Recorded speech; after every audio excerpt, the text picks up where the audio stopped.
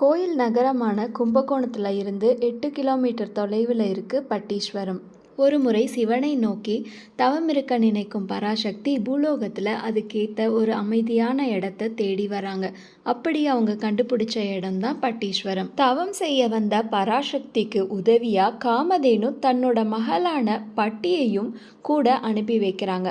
அப்படி வந்த பட்டி அன்னைக்கும் தன் வாழ்நாள் முழுவதும் சேவை செஞ்சு ஈசனை மனமுருகி வேண்டி பிரார்த்தனை செய்கிறாங்க. பட்டியோட பக்தியை மெச்சின ஈஸ்வரன் அவருக்கு மோட்சத்தை கொடுக்குறாரு.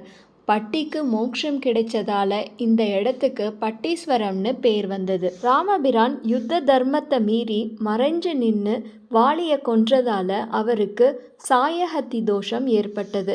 இதை நிவர்த்தி செய்யறதுக்காக இங்க சிவனை பிரதிஷ்டை செஞ்சு வணங்கியிருக்கிறாரு ராமபிரான். தான் பிரதிஷ்டை செய்த சிவலிங்கத்துக்கு அபிஷேகம் செய்ய ராமபிரான் தன்னுடைய வில்லை கொண்டே இங்க கோடி தீர்த்தத்தை உண்டாக்கியிருக்காரு.